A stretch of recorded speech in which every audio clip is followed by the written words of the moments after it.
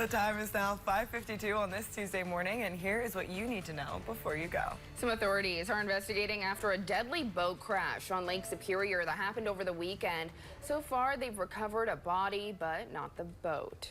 The Douglas County Sheriff's Office notified the U.S. Coast Guard early Sunday morning. They were searching for a partially submerged boat. The St. Louis County Rescue Squad was searching near the Superior entry when they recovered the body, along with evidence and debris of a crash. A 21-foot Maxim boat was found with the body of 57-year-old William Linster of Superior. Investigators say Linster was out boating with a friend Saturday, but later went out on the water alone to spend the night there. They believe after the crash, the current took the boat about a half-mile out in 40 feet of water.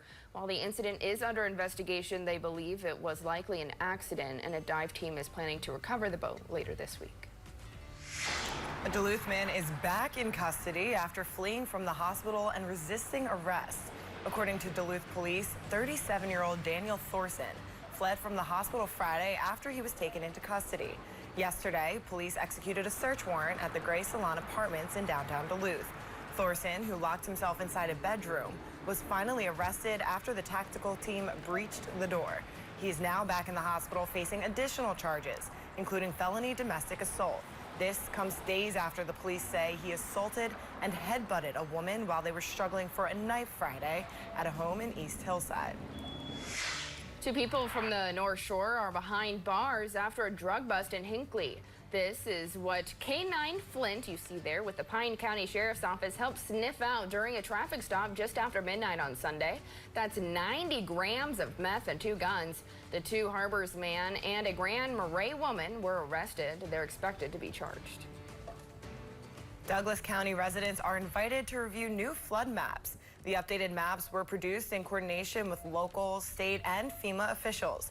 Property owners are given a 90-day window that begins on August 1st to share concerns or questions about the current FEMA flood maps and learn about what flood risks and flood insurance requirements. Before the maps become final, community stakeholders can appeal and must include technical data to support the claim. Once all appeals and comments are resolved, FEMA will notify communities when the final maps take effect. Heads up if you get a text appearing to be from the DMV. State leaders say it's another scam.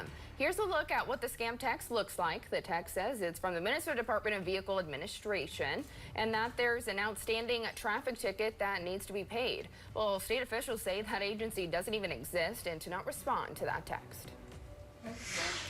This year alone, crashes in Wisconsin work zones have killed 4 people. Now, the state is taking action. Department of Safety leaders held a press conference in Superior yesterday, sharing safety tips for driving in work zones. Coming up on her 18th year in roadside maintenance, Ronnie Britton tells people to slow down, move over, and pay attention.